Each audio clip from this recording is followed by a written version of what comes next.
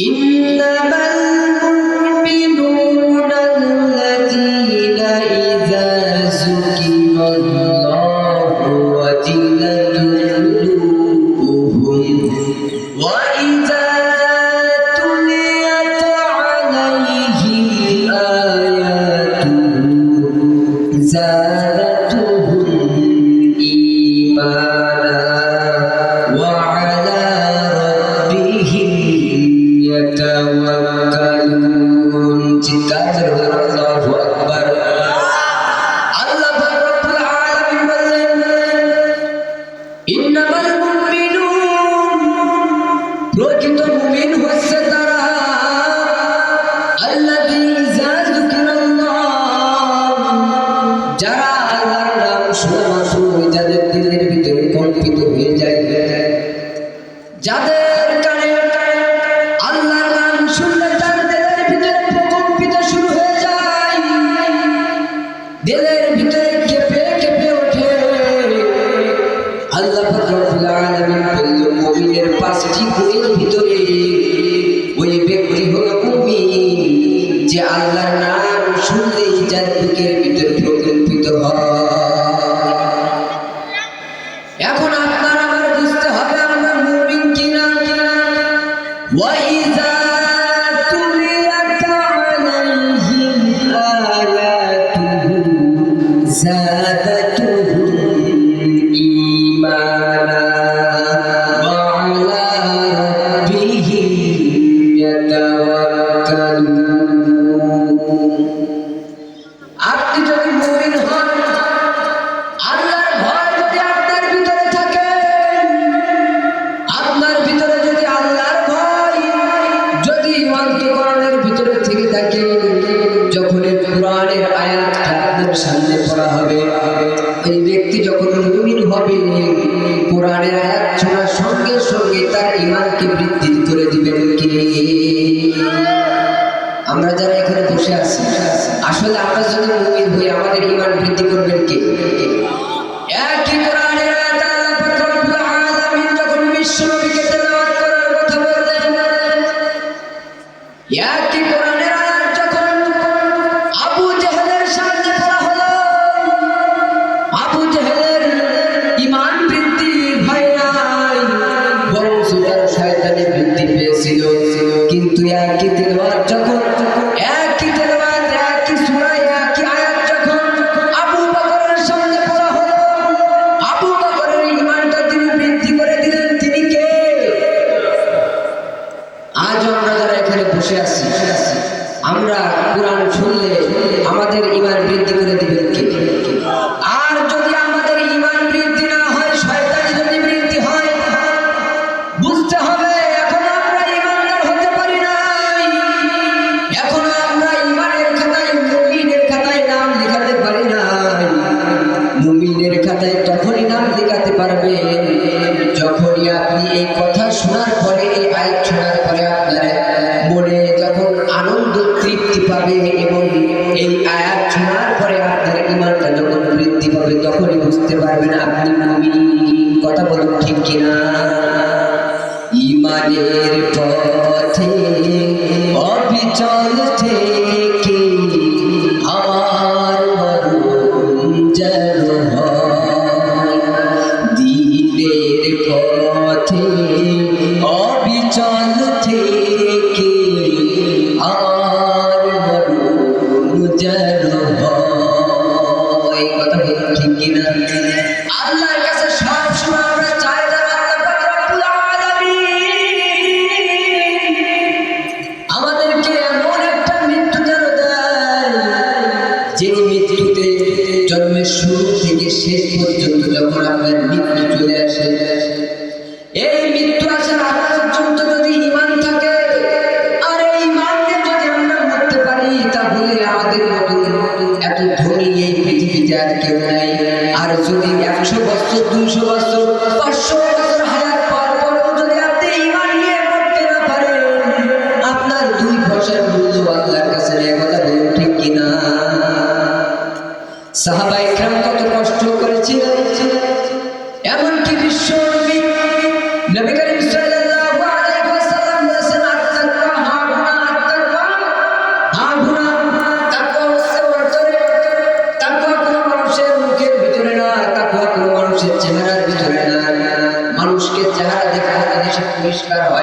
দেখতে অনেক সুন্দর, তার ভিতরে তাকওয়া নাই।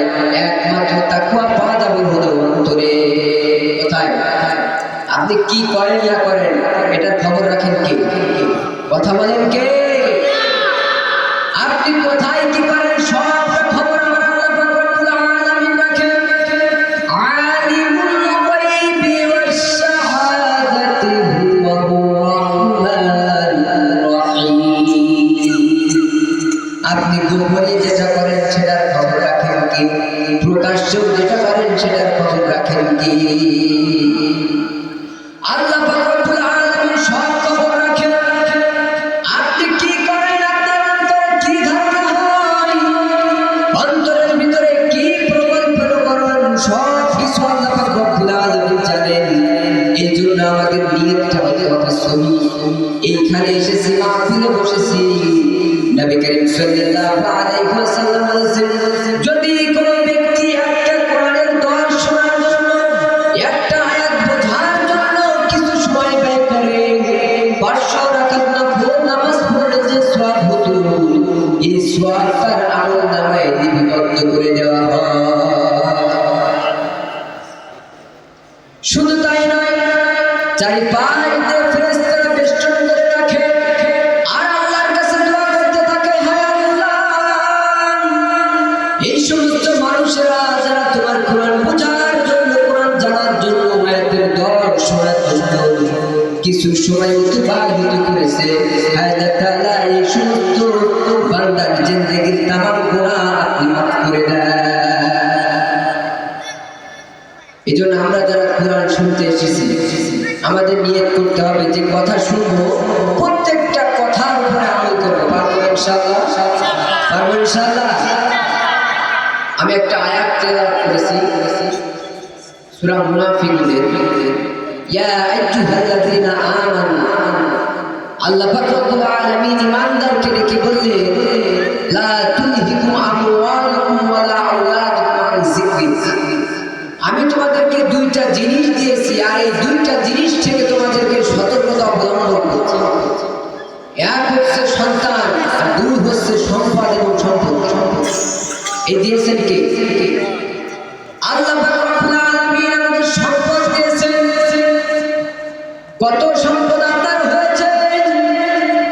এই পৃথিবীর লোকের যত সম্পদ আপনার আছে, ভাইরা আমার, একবার চিন্তা করে দেখেন, আল্লাহ পাক রব্বুল আলামিন ফিরাউনকে কোন সম্পদ দেয় নাই? কথা বলুন ঠিক কিনা?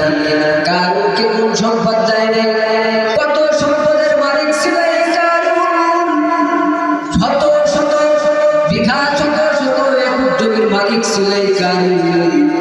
এত সম্পদ থাকার পরেও আল্লাহ পাক রব্বুল আলামিনের কাছে 2 আনার মূল্য কারুন পায় না। কথা বলুন ঠিক কিনা? আজকে আমাদের ভিতরে অনেক সম্পদের মালিক থাকার পর, অনেক সম্পদ হওয়ার পর আল্লাহকে ভুলে যায়, আল্লাহকে মনে রাখে না, আল্লাহ পাক রব্বুল আলামিনের ভয় তাদের ভিতরে নাই।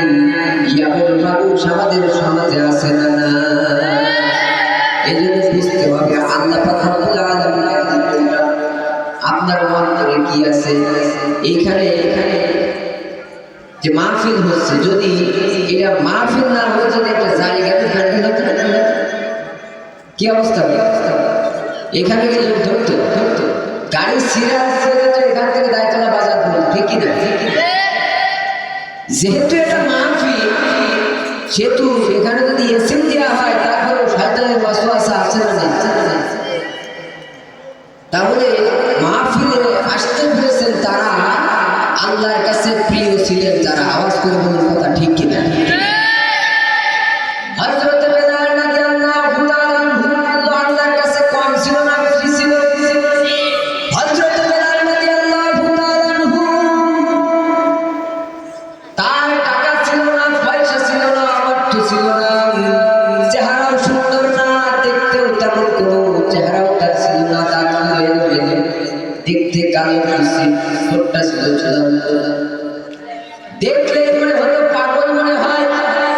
এমন একটা চেহারার মানুষ আল্লাহর কাছে এত মহব্বত হলো, আল্লাহ পাক রব্বুল আলামিনের সঙ্গে এমন ভাবে প্রেমে আবিদ্ধ হলো, আল্লাহ পাক রব্বুল আলামিনকে কি পরিমাণ মহব্বত করেছে, কি পরিমাণ ভালোবেসেছে। ভাইরা আমার শুনলে আযান হয়ে যাবে। নবী করিম সাল্লাল্লাহু আলাইহি ওয়াসাল্লাম যে জায়গার ইমাম ছিলেন, এই কালো মসজিদ একজন বেলাল, হাবশী বেলাল, সে ছিল ওইখানে মুয়াজ্জিন।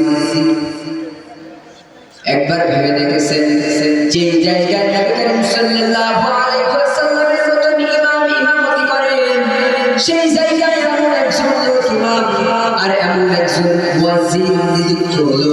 সেই মুয়াজ্জিন এই এলাকাবাসীর মুয়াজ্জিন বরঞ্চ সারা পৃথিবীতে যত মুয়াজ্জিন আছে সকল মুয়াজ্জিনদের মুয়াজ্জিন।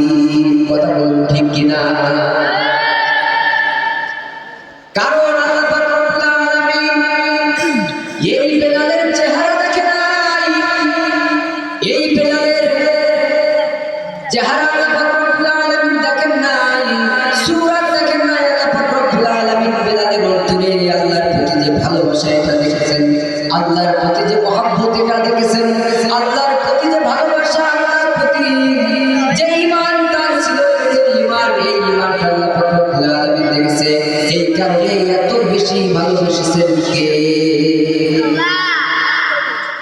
আজ যদি আমরা এমন ঈমান তৈরি করতে পারতাম, আমাদের টাকা নাই, অর্থ নাই, পয়সা নাই, তারপর আমাদেরকে ভালোবাসতেন কে? আর একটা অবস্থা বলুন কে? হযরত বেলাল রাদিয়াল্লাহু তাআলা মসজিদে আযান দেন, শব্দগুলো উচ্চারণ ঠিকভাবে হয় না, যখন ভাঙ্গা ভাঙ্গা উচ্চারণে যখন আযান দেন, প্রত্যেকটা সাহাবী নবী করিম সাল্লাল্লাহু আলাইহি ওয়াসাল্লামকে বলে, ইয়া রাসূলুল্লাহ, ইয়া হাবিবাল্লাহ, বেলাল এমন ভাবে আযান দেয়, তার সদ বলতে গেলে সিন হয়ে যায়, সিন বলতে গেলে সদ হয়ে যায়। এই আযান সে দেয়, এমন করে আযান দেয়, এই আযানটা আল্লাহর দরবারে পৌঁছায় কিনা জানি না, তবে এই আযানটা সে দেয়, অধিকাংশ আযানের ভিতরে ভুল হয়। আপনি নতুন একটা মুয়াজ্জিন নিযুক্ত করে দেন। নবী করিম সাল্লাল্লাহু আলাইহি ওয়াসাল্লামকে তখন কয়েকজন সাহাবী এভাবে বলতে লাগলেন। নবী করিম সাল্লাল্লাহু আলাইহি ওয়াসাল্লাম একজন সাহাবীকে নিযুক্ত করে দিলেন, আজকে থেকে তুমি আযান দিবা ফজরের থেকে। হযরত বেলাল রাদিয়াল্লাহু তাআলা নিষেধ করা হলো, বেলাল, আজকে থেকে তোমার আযান দেওয়া লাগবে না, আজকে থেকে নতুন মুয়াজ্জিন সুরক্ষিত কণ্ঠে আযান দিবে, তোমার আর আযান দেওয়ার কোনো প্রয়োজন নাই। হযরত বেলাল রাদিয়াল্লাহু তাআলা চলে গেলেন, গিয়ে আল্লাহ পাক রব্বুল আলামিনের কাছে হাত তুলে রাত্রেবেলা বললেন, হায় আল্লাহ তাআলা, আজকে সৃষ্টিকে ভুল ধরে আমাকে মুয়াজ্জিন থেকে বাদ দিয়েছে। এই জিহ্বা আমার দান নাই, এই জিহ্বা তো তোমার সৃষ্টি, আমার যে দাঁতগুলো এটাও তোমার সৃষ্টি, এই পুরো বডিটা তুমি সৃষ্টি করেছো, আমি যে কথার ভিতরে জড়তা এটা তো তোমার সৃষ্টি। আল্লাহ তাআলা এই সৃষ্টিকে ভুল ধরে যারা আমাকে মুয়াজ্জিন থেকে বাদ দিল, এই বিচার আমি আল্লাহ পাক রব্বুল আলামিন, আমি বেলাল তোমার কাছে দিয়ে দিলাম। কার কাছে? আল্লাহর কাছে দিয়ে দিয়েছে। সকালবেলা যখন ফজরের আযান হলো, ফজরের আযান যখন হলো, ফজরের আযান যখন শেষ হয়ে যায়, সুললিত কণ্ঠে সুন্দর করে মুয়াজ্জিন সাহেব আল্লাহু আকবার ধ্বনি দিয়ে যখন আযান দিল, এই আযানটা যখন শেষ হয়ে যায়, দেখে আর সকাল হয় না। সবাই অবাক হয়ে গেল, সকাল হয় না কেন? আযান তো হয়েছে কিন্তু সকাল হয় না, কারণটা কি? সকাল তো হওয়ার কথা ছিল কিন্তু হয় না। জিবরাইল আমিন এসে বলতেছে, ইয়া রাসূলুল্লাহ, সকাল হয় না তার একটাই কারণ, আজকে কে আযান দিয়েছে? বলতেছে নতুন মুয়াজ্জিন নিযুক্ত করা হয়েছে, সে এসে আযান দিয়েছে। বলছে আজকে নতুন মুয়াজ্জিন আযান দিয়েছে, এই বেলালের আযান শুনে আরশে মাওলার ফেরেশতারা পর্যন্ত নামাজ আদায় করে।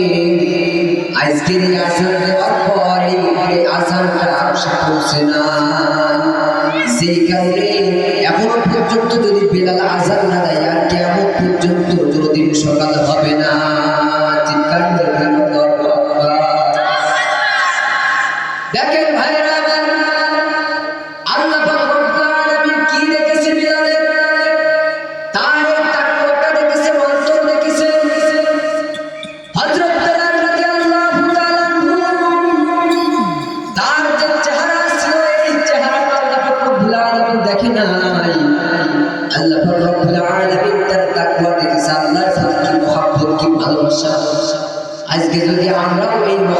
মহব্বতটা তৈরি করতে পারতাম, আল্লাহ পাক রব্বুল আলামিন আমাদেরকে ভালোবাসতো কি বাসতো না?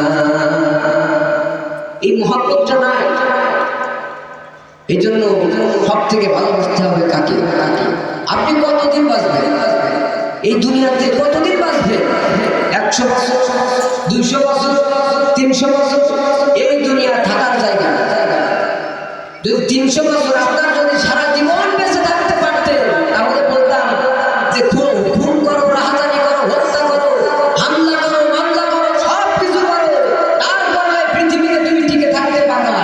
কিন্তু যে পৃথিবীতে কোনোদিন থাকতে পারবেন না, তাই নিয়ে কথা বলুন, ঠিক কিনা? এই দুনিয়া থাকার জায়গা না, এই দুনিয়া, এই দুনিয়া থাকার জায়গা না, ও পারের দেশে যাইবা একদিন ফেসে, ও পারের দেশে যাইবা একদিন ফেসে, আর তো ফিরে আইবা না।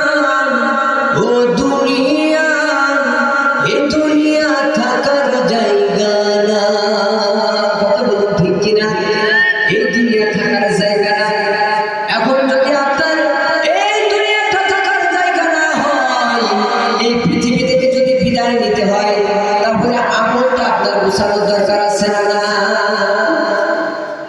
আমল যদি আপনার ঠিক না হয়, যদি জান্নাতে যাওয়ার জন্য আপনি কোনো আমল সমূহ না করতে পারেন, তাহলে মাগার এই পৃথিবী ছেড়ে যে কি লাভ আছে? কোনো লাভ? জাহান্নাম ছাড়া কোনো উপায় সেদিন থাকবে না।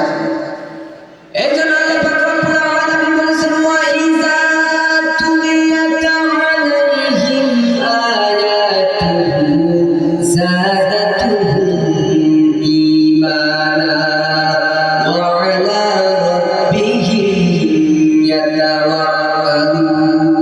চিৎকার করে বলুন আল্লাহু আকবার।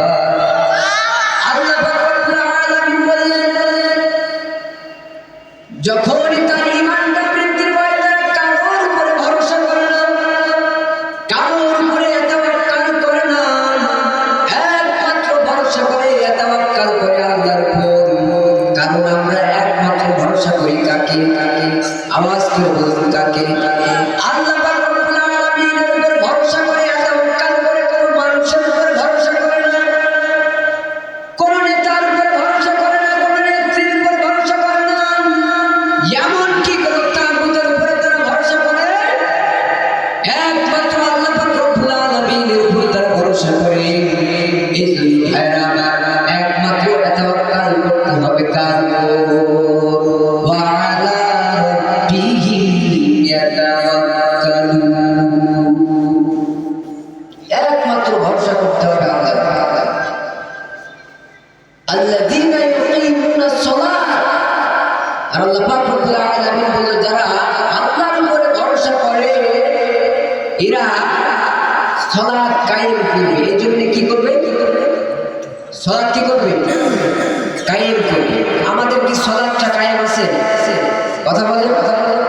আমরা যে নামাজটা আদায় করি, শুধুমাত্র আমরা নিজেরা আদায় করি, এটাকে সালাত কায়েম থাকা বলে না। আমাদের পৃথিবীতে একটা জিনিস কায়েম আছে, এটা হচ্ছে পোশাক। আমাদের বাংলাদেশের সভ্যতা আছে, যদি কেউ পোশাক না পরে এই স্টেজে এসে যদি এখানে বলতো, মাওলানা সাহেব আমি একটা গজল বলবো, আপনারা উঠতে দিতেন? বলতেন যে না, এ তো পারবে, একই পারবে।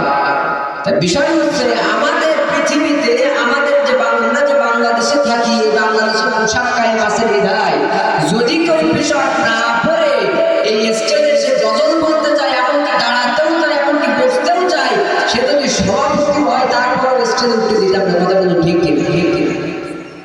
পাগল বলে, অচেতন বলে তাকে তাড়িয়ে দিতাম। এজন্য ভাইয়েরা আমার, আজকে আমরা যদি নামাজটা কায়েম করতে পারতাম, সমাজে নামাজটা যদি প্রতিষ্ঠিত করতে পারতাম, একজন ইমাম সাহেব, একজন মুয়াজ্জিন সাহেব নিয়োগ দেওয়ার সময় কত কিছু লেখা হয়। একজন ইমাম সাহেবের বড়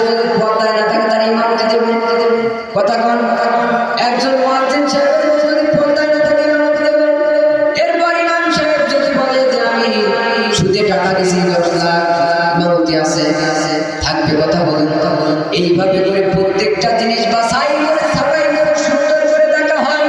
এমনকি শুধু তাই না, পায়ের তালু থেকে শুরু করে মাথার তলা পর্যন্ত দেখা হয়। ইমাম সাহেব হালাল পথে চলে কিনা, ইমাম সাহেব হালাল ভক্ষণ করে কিনা, ইমাম সাহেব হালাল রুজির ব্যবস্থা করে কিনা, এমনকি ইমাম সাহেব রাস্তা দিয়ে চলার সময় নিজের টাকায় কিনা এটাও চেক করা হয় কি হয় না? ভাইরা আমার, যদি এভাবেই চলে তাহলে নামাজ যদি প্রতিষ্ঠিত থাকতো, সর্বপ্রথম চাকরি করতে গেলে সরকারি চাকরি হোক অথবা বেসরকারি চাকরি হোক, সর্বপ্রথম বলা হতো যে মিয়া তুমি নামাজ পড়ো কিনা, তুমি নামাজ পড়ো কিনা, তুমি যদি সালাতটা আদায় করো, যদি এটা কায়েম থাকতো সর্বপ্রথম এমন প্রশ্ন করা হতো। কিন্তু বর্তমান সময়ে নামাজ কায়েম নাই, এই জন্য নামাজ প্রতিষ্ঠিত করা এটা কার কাজ? আওয়াজ করে বলুন, কাদের কাজ? আমাদের কাজ। আজকে সমাজে নামাজ প্রতিষ্ঠিত করতে হবে। যদি নামাজ প্রতিষ্ঠিত না করতে পারি, এইভাবে চলতে থাকবে, আর চলতে চলতে এমন এক পর্যায়ে আসবে যেদিন শুধুমাত্র ইমামই দেখা হবে, শুধুমাত্র ইমাম নামাজ পড়ে কিনা। আজকে বর্তমান সমাজে মুসল্লিরা যদি সুদ খায় তাহলে নামাজ হয়। এখন ইমাম সাহেব যদি কিস্তিতে 10,000 টাকা তাদের নামাজ হয় না। এখন মুসল্লি যদি নামাজ হয় তাহলে ইমাম সাহেব কথা কয় না, হবে হবে না? যদি মুসল্লির হয় তাহলে ইমাম সাহেব হ্যাঁ। বর্তমান সময়ে দেখেন শুনছে যাই যেই কাটলে কেন ভাই, সে ইমাম সাহেব অথবা মুসল্লি অথবা মুয়াজ্জিন, সে যেই কাটলে কেন তার পিছনে নামাজ হবে, কথা কার হবে? বিষয় হচ্ছে যদি নামাজটা কায়েম থাকতো তাহলে চাকরি করতে গেলে অফিস আদালতে যত জায়গা আছে, যত স্থান আছে, সব জায়গায় সর্বপ্রথম জিজ্ঞাসা করা হতো তুমি নামাজ আদায় করো কিনা। যদি নামাজ আদায় না করো তোমাকে ঝাড়ুদারের চাকরি পর্যন্ত দেওয়া হবে না। কথা বলুন ঠিক কিনা? আজ চাকরি দেওয়া হয় তো সর্বপ্রথম ঘুষের মাধ্যমে। ঘুষ আছে যার চাকরি আছে তার, ঘুষ নাই যার চাকরি নাই তার। দেখেন বর্তমানে এমন একটা সময় যে ঘুষ ছাড়া এমনকি ইমামতও পাবে। আমাদের যশোর বিজেপি ক্যাম্পে ইমাম নিয়োগের সময় আমি পরীক্ষা দিয়েছিলাম, ভাইবা দিয়েছিলাম। দেওয়ার পরে 2 জুমা যখন পড়ালাম, পড়ার পরে বলতেছে যে আপনার স্যার দেখবে তো 2 জুমা আপনি পড়ানো লাগবে। ঠিক আছে, পড়াবো, সমস্যা নেই। এরপরে 2 জুমা যখন আমি পড়ালাম, পড়ানোর পরে কাছে স্যারের খুব পছন্দ হয়েছে, আপনি ইমামতি করবেন, কোনো ব্যাপার না, কিন্তু মিষ্টি খাতে কিছু টাকা দেওয়া না। কি খাতি? মিষ্টি খাতে। তা মিষ্টি খাতে মানুষ কয় টাকা দেবে? 10,000, 5,000, 20,000 এরপরে লাগে নাকি? আমি বললাম তাহলে কত টাকা লাগবে মিষ্টি খাতে? বলছে বেশি, 4 লাখ টাকা দিয়ে দিও। এটা কি কথা বলেন? এটা কি? এই ঘুষ একজন ইমাম নিয়োগ দেবে, তারপরে ঘুষ আছে না নেই? সমাজ কোন জায়গা দাঁড়িয়ে আছে আপনি ভেবে দেখেন। একজন ইমাম সাহেব নিয়োগ দেওয়ার মধ্য দিয়েও ঘুষ, এবং এই ইমামের পিছনে কি নেওয়া যাবে? কথা বলেন। এই জন্য ভাইয়েরা আমার, বর্তমান সমাজটা এমন ভাবে আমরা সাজাই, বর্তমান সময়ে এমন ভাবে আমরা চলি যে প্রত্যেকটা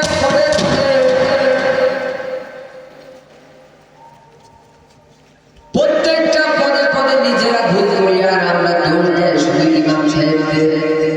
এই জন্য আল্লাহ পাক রব্বুল আলামিন বলেছেন, ওয়া আলা রাব্বিহিম ইয়াতাওয়াক্কালুন,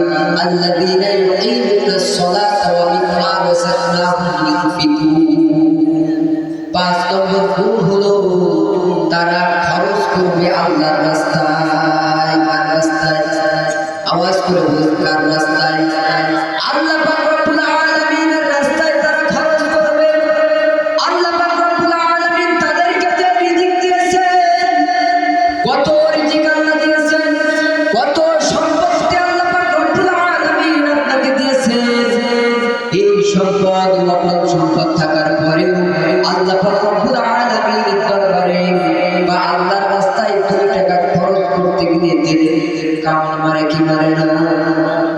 আস্তে করে ধরে বলুন, মারে কি মারে না? কি করবে এই সম্পদ?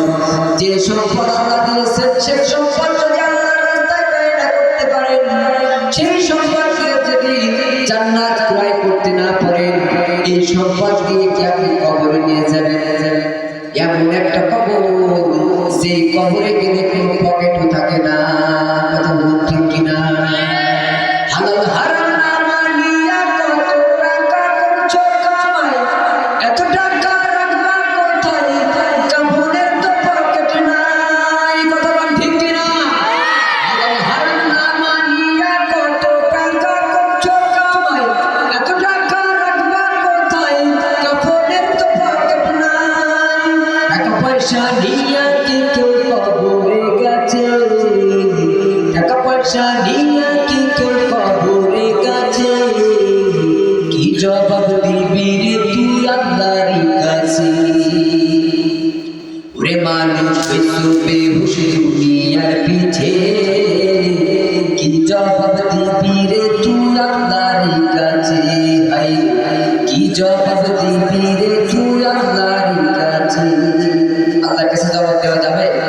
কথা বলেন যাবে?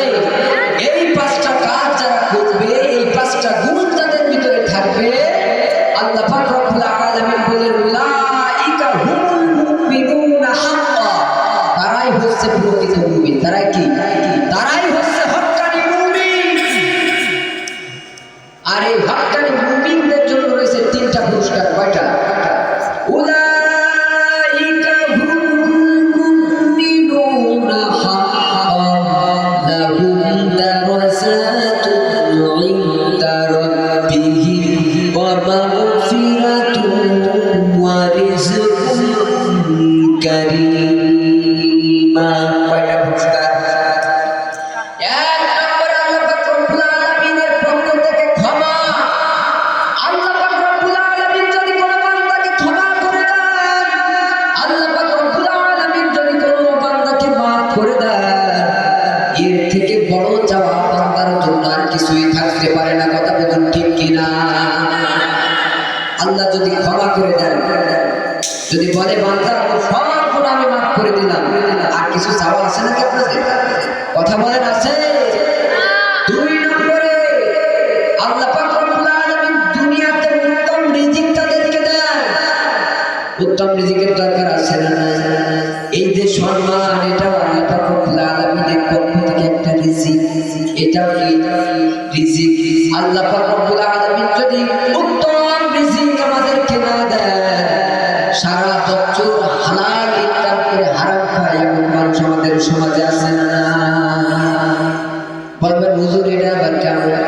হালাল ইনকাম করে আবার হারাম খায়। এর একমাত্র কারণ হলো হালাল ইনকাম করেন, হালাল ইনকাম করার পরে খায় বুঝতে হারাম। এই হারামটা খায় কেমনে? সারা বছর হালাল ইনকাম করে কষ্ট করে ইনকাম করার পর কিস্তি চলে। এমন মানুষ আছে না? নাই? হালাল ইনকাম করে, এবার এটা কিস্তির মধ্যে ঢুকে যা ইনকাম করে সব কিস্তিতে দেয়। আর এই কিস্তিতে দেওয়ার কারণে সারা বছর হালাল ইনকাম করে, কিন্তু এটা পরিবর্তন হয়ে এটা সুদে পরিণত হয়ে সারা বছর খায় হচ্ছে হারাম। আমাদের সমাজে আছে না? নাই? কথা বলেন আছে না? নাই? এই জন্য আল্লাহ পাক রব্বুল আলামিন ওই বান্দার জন্য উত্তম রিজিকের ব্যবস্থা করে দিবেন। 3 নম্বর হলো আল্লাহ পাক রব্বুল আলামিন তাকে মর্যাদায় উন্নীত করবে। মর্যাদা দেওয়ার মালিক কি? আমরা চাই কি না? আল্লাহ পাক রব্বুল আলামিন যে কথা শুনলাম, এই 5টা গুণ। 1 নম্বর কি মনে আছে? কে বলতে পারবেন 1 নম্বর কি? 1 নম্বর কি?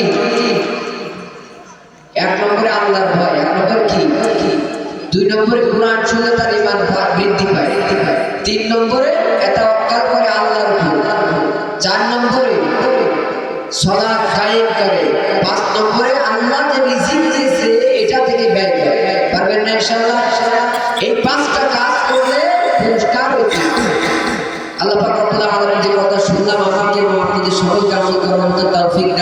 সবাই বলুন আমিন। ওয়া আখিরু দাওয়ানা আলহামদুলিল্লাহি রাব্বিল আলামিন। আসসালামু আলাইকুম ওয়া রাহমাতুল্লাহি ওয়া বারাকাতুহু। আলহামদুলিল্লাহ। হযরত অত্যন্ত মূল্যবান আলোচনা করেন ঈমান বৃদ্ধির জন্য। হযরত কারহাতের হায়াতে তৈবাদান করুন সকলে আমিন। যে কথাগুলো আমরা শুনেছি আমাদের সকলকে মানব তৌফিক দিন আমিন। এখানে আটটায় জামাত হবে, মসজিদে আটটায় জামাত হবে। আমাদের মসজিদ এবং মাহফিলের প্যান্ডেলে একই সময় জামাত হবে এবং আমাদের মেহমানরা চলে আসছে। মেহমানের উপরে আলোচনা শুরু করবেন। আপনারা এদিক ওদিক বিক্ষিপ্তভাবে ঘোরাফেরা করবেন না। অবশ্যই সকলে নামাজ পড়ে আমার বাচ্চা চলে আসবে। তো আজান হবে, আজান হওয়ার পরে ইনশাআল্লাহ আবারও এখানে জামাত হবে। যাদের অজু নাই, যদি অজু করতে না হয় তাহলে আপনারা মসজিদে চলে যাবেন। আর যাদের অজু আছে এখান থেকে আপনারা নামাজ আদায় করতে পারবেন। আর 6 মিনিট সময় আছে জামাতের আর 6 মিনিট সময় আছে ইনশাআল্লাহ। ইব্রাহিম হোসেন রাফি আজানের জন্য আসো। ইব্রাহিম হোসেন রাফি আজান দেওয়ার জন্য আসো।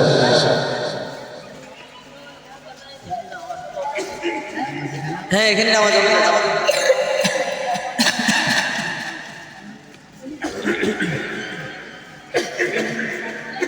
স্ট্যান্ড দেবো না এটা